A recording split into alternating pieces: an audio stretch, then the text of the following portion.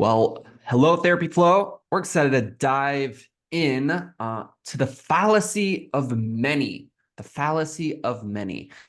The reality is sometimes marketing diversification, doing a lot of different marketing things for your practice, especially if you're on the smaller side, might actually be killing your growth and making it impossible for you to see the results that you need to fill your caseload or fill your clinicians. So we're going to be unpacking that today. We're going to be picking apart what that means and maybe some options on how to move forward in order to get key sort of non-polluted results and volume results from the different marketing channels that you're committing to. Yeah, let's dive in. Yeah. So our first section here is the fallacy of many itself. This is kind of this idea, this logical fallacy where more is always better, or new is always better, or something different is better. I think when you like step back and think about what it takes to deploy a strategy, like something that you want to get you a result, like you want to do this thing to get you a result. You've heard that it works somewhere. The truth is, if you've heard it works, it probably does work, and so you just have to figure out how to get it to work. So to get it to work means that you're sitting down and you're figuring out all of the angles of how to improve this strategy, how to get it to work under many circumstances instead of just one circumstance, and also how to maybe grow the strategy. So what does it look Yeah. like to take the strategy and build upon it without incurring additional costs? So like scaling up the strategy. Yeah. So when you're looking at all the options you have, I mean, there's a million options. You could grow a practice with billboards. You could grow a practice with mailers. You could grow a practice with door-to-door sales. Like you could literally grow a practice in just about any manner. It just depends how you're sticking to it and how you're deploying a strategy and deploy it to completion. I'd love to see that though. Similar to like people selling solar or going door to door for longer. Hey, do you need therapy? Well, let's do that right here, right now. One hour Biz- special. Let's go. business to business, B2B door knockers. I don't I mean, that's kind of know. what But networking yeah, is. yeah. Um, yeah, but I mean, within this, I think like building a practice, marketing your practice, I think it's very similar to getting in shape or trying to exercise consistently. You are not going to see a potent effect if you're doing it once or twice a month. Sometimes even once or twice a week, depending on the activity that you're doing. You're just not hitting enough volume. And Attilio said it, if you've heard that it works, it probably works. Getting in shape while running, getting in shape with strength training, getting in shape swimming, getting in shape doing calisthenics. All of those are options that people have used. Website and SEO, paid ads, listing sites, all of those are marketing strategies practice owners use every day to fill their caseload. But what often happens is you either aren't doing enough of it or you're splitting your attention. If you swim you swim once in a month, you run once in a month, you lift weights once in a month, and all of your attention is going to 4, 5, 6, 7 different strategies, you're not going to hit a critical mass on the muscles or on the exercise process that's needed with kind of centralized process. You're diluting yourself down. So instead of feeling like, oh, this is great diversification, I get to do this all, I'm going to get, all this results by doing all these activities, you're actually holding yourself back because all of your investment, all of your energy is being diluted into all these channels, and you're never getting where you need to go because you're trying to go 5 different places. And this often happens with the smaller the practice because you have limited time, you have limited budget, and you have limited energy. And I think the real secret is you have limited knowledge. And so let's sit in that one a little bit. It takes knowledge to know what is required to be successful in certain marketing channels. Doing a great job with Facebook ads, very different strategy than doing a great job with network SEO. Yeah, I'd say that I kind of think we've done it all at this point. Like we've done it all and we've seen practices kind of do it all. And we kind of know what it takes to be successful in any vein that you present. So if you're like, hey, I want to do this thing, we can tell you generally the range of success that you might be able to find within that path. Why I bring that up is because really there's only a few things that you need to do. Some of the biggest practices that you know are only doing a couple things. And the couple things that they're doing, they just get really good at. They either know how to outsource it and manage it, or they know how to hire in-house to accomplish the tasks. So maybe they've created like SOPs and expectations for it, or they've learned it themselves. Like the practice owner themselves had a passion for the marketing channel or the marketing approach, and so they've just like kind of shouldered the burden of learning and doing. I like that workout analogy. The if you run or you swim or you weightlift, you never really get good at one thing, or it takes 3 times or 5 times the amount of time to get good at the one thing. So for me, I like to weightlift a lot. And when I first started weightlifting, I didn't really know what I was doing, and I was just following a plan, right? I was just following something that someone said, and I was just doing it. I didn't know if it was good. I didn't know if it was bad. I didn't know what to expect. And after years of weightlifting, I've started understanding now how I can even tweak the process so that it works better for me. And I like to think that I've got decent results from weightlifting.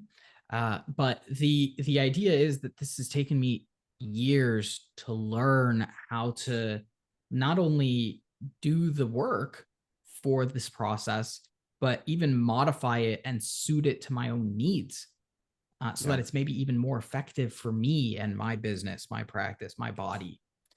And so this process would have taken infinitely longer if I was swimming, and if I was running, and if I was doing 6 other things all at the same time. Maybe it's because I wouldn't have had the recovery time necessary. Maybe it's because I wouldn't have been able to have the energy to devote to it, or the brain space to critically think about my process and how it's working or not working. And so this is where the division of knowledge comes from. Yeah. The division of knowledge is we oftentimes don't have the emotional, um, maybe like fortitude to be able to handle bringing on so much knowledge in various categories to be able to synthesize that information and produce in an effective way to reach the outcome that you want Yeah. in a reasonable time frame. So I think within this, the amount of reps needed on a single activity to just acquire the knowledge and do the feedback loops, that's a huge part of it.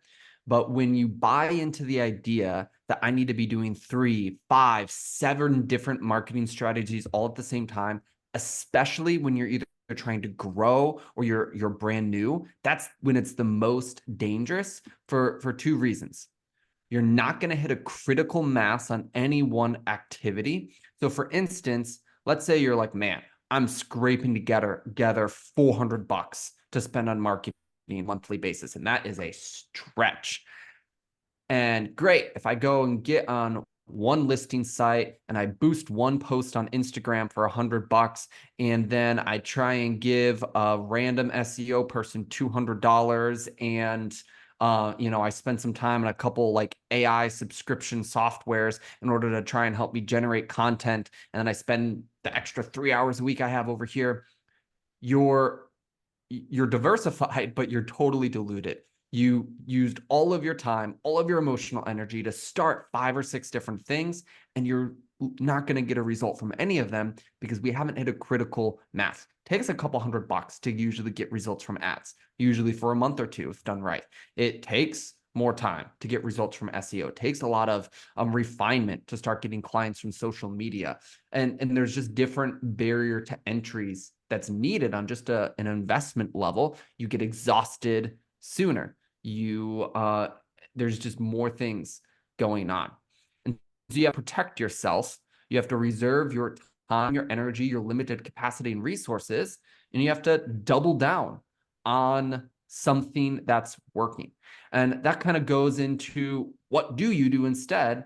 And that's really where we're talking about the power of one, where when you first start out or you're in a growth season of your business. So let's say you have 20 clinicians right now and you're like, man, I have a bunch of marketing in place. I've got 5 or 6 channels. They all vaguely perform for me. It's kind of keeping my team currently full. But what do I need to do to go from 20 to 35 clinicians? Or what do I need to do to go from one, me, myself, and I, to 2 clinicians? I've got a couple things in place.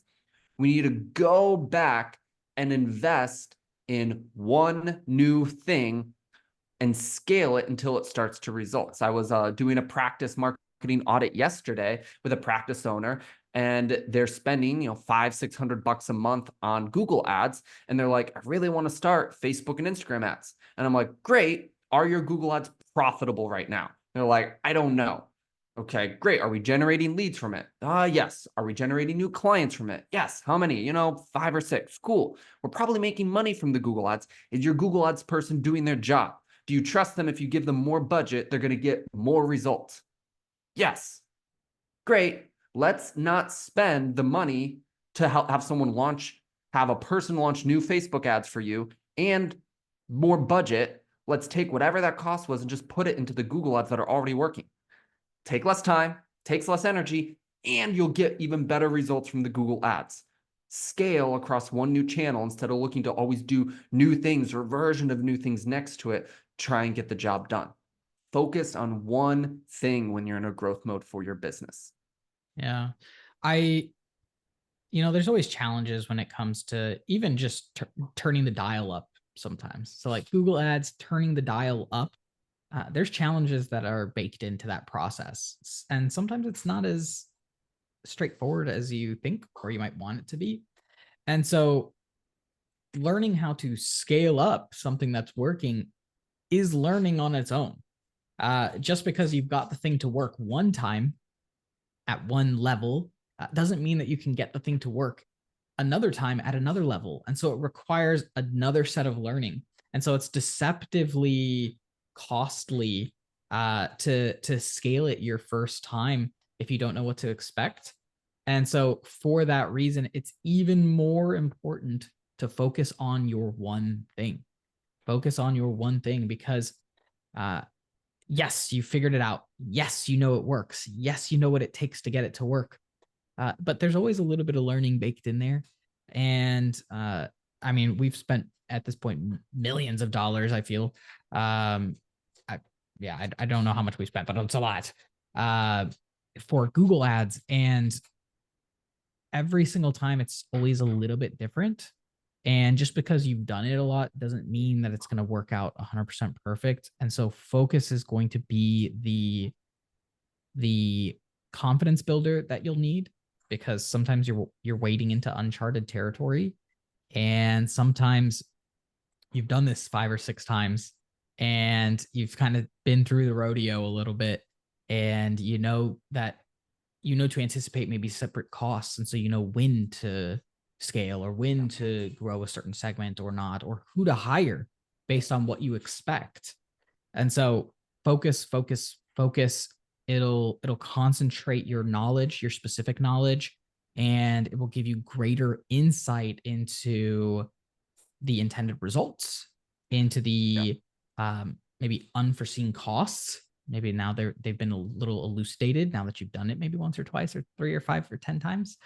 And so I think the last note here for the power of one is simply that when you concentrate your time and energy and efforts, I think there's less costs, less unknown costs. As you focus, you start understanding to a high degree what the pros and cons of your strategy are. There's a pros and cons to every strategy, right? If you're just getting on insurance panels, there's cons to that, right? You have to pay up front. Unless you have a group contract, you've got other hurdles that you have to overcome. You have to wait months for clinicians to get completely added to the panels. So like there's costs, but once you've done it 2 or 5 or 10 times, you understand the costs with great depth, Yeah. and you can plan accordingly, which is the best thing that you can do as a small business, is being able Yeah. to plan effectively. And I think that kind of brings us on, great, when do you expand or when do you do more things?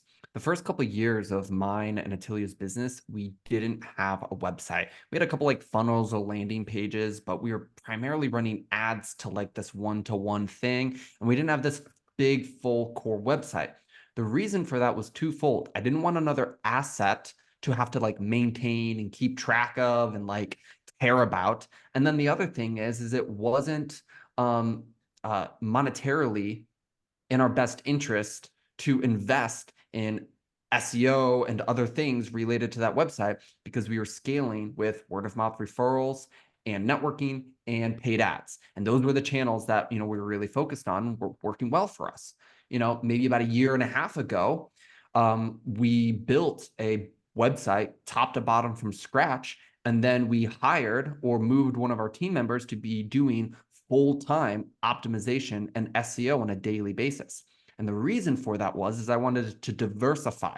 I was getting phenomenal results from ads still, but I want to say, hey, the ad account gets banned or something goes wrong or the lead cost doubles or we have a bad month, and all of those things happen and do happen. We had to resolve those. Great, I want leads from other sources. Great, let's start investing in SEO.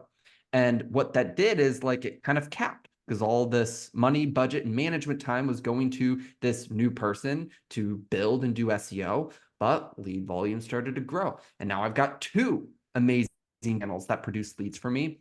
And now it's less risky.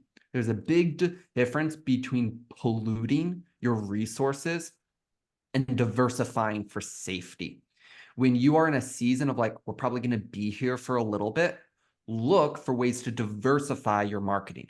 Great, I don't need better results from my ads right now. Let's see if I can figure out how to maintain performance there and start to get some results for SEO or with networking or starting the conversation on social media. Don't try and like grow and scale two fully at the same time if it dilutes your resources. Now you see organizations, they've got 5, 10, 30, $40,000 to spend a month. Great, you're going to do a couple things at the same time, but they still have a limited capacity. And just ask yourself, am I diluting my chance to have success in the marketing channels I've chosen? Or am I diversifying to receive the benefit of multiple lead sources and it be less risky long term because I've got different channels paying me different clients? And that's the key difference between those two pieces. Yeah, this is definitely like a risk mitigation, um, because the truth is diversification costs, right? You need to spend somewhere else, but not only that, you need to find a way to manage, monitor, and optimize for this other pathway.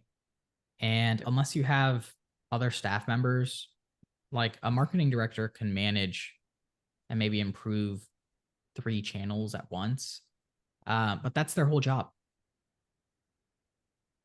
And your job usually is like 5 or 6 or 20 things. Yeah. And so diversification is simply when you have the bandwidth, especially in like mental health, like smaller mental health businesses, less than 80 clinicians. I would say in smaller practices, you don't have the profits to be able to really hire someone to do this as a full-time job. Like run your marketing as a full-time job, run the diversification, run the full system, and expect the operation to operate well without Yeah. you being involved. And so for the most part, this is the leadership being involved, operating, and having to learn something new to diversify. And so it's a big cost. It's a big cost as a leader. It's a big cost as the organizer for all of this. And so you better have a really good reason for diversifying. Either that or it's got to be a path that doesn't require much management time. So I think of like listing sites for all of your clinicians that requires almost no management time. You put it up the first time and check the results maybe once a month for all of your profiles. Any profiles that are struggling, you push an update to. And so that requires almost no time, and it costs almost nothing as far as like marketing dollars go. And so it makes so much sense to just deploy that strategy and have that as a strategy that you, the owner, operates with. Same with being on insurance panels. This is like closer to one and done. You put yourself up there. There's some costs in waiting time, like you have lost opportunity in that you're maybe paying for someone to be on staff that can't take the insurance session the way that you need. And then of course getting them in or on the contract for the first time. So there's costs there, but after that, it doesn't really require too much, and it amplifies your intake costs that you're already spending on. So it makes it so that you actually it costs less when you are marketing, because you can sell to more of the people. You can close more of the individuals that want to take insurance. And so it's a big, there's always pros and cons, but there's a big benefit to just having it and having it as a passive element for you, the business owner, to manage and procure and produce on. And then advertisement, it's not you sitting in the room networking. You just pay the money, replace your time with dollars, and run that side of situations. We really like these three pathways as your first elements because it doesn't require so much time. The energy required is pretty low, and as far as like management and maintenance goes, they're pretty effective. And so when it comes to diversifying, there's a lot of other costs to it. And so stick to maybe some of the core ones. The ones that we recommend are really solid. And anything other than those, it's going to cost you. It's going to cost you. Yeah. And last tip on diversifying. One of the best ways to diversify is to diversify within the same channel before you diversify with a whole new strategy. And I think that's something I skipped a lot as a new business owner. I was like, great, it's time to do SEO, or it's time to do networking. And that's like a whole new thing. When in reality, I could have done a slightly different version of networking, or a slightly different version of email marketing, or slightly different version of paid ads. So for instance, thing you were already doing. Yeah. Running a weekly newsletter is in the bucket of email marketing, and also running daily, like more salesy email marketing to my entire list is also a form of email marketing, and both produce different results. Writing your own in-house articles for your website is one way to get great rankings on SEO. Getting guest authors to be featured on your site is a totally different way to diversify your SEO rankings. Produces some networking too, which is cool, and boosts your SEO. And it uses a lot of the same systems, mechanism, and people that are already in place to do the SEO work. And so sometimes you have to say, hey, what's one other step of diversification here? Hey, I'm doing still image ads. What if I do video ads too? Hey, I'm on YouTube and I have the budget. Let's go to Google, whatever it is. Sometimes diversifying in your channel will produce even better results than like diversifying with still new shiny stuff. We hope this helps. Scale your marketing, stay focused, and we'll see you next time.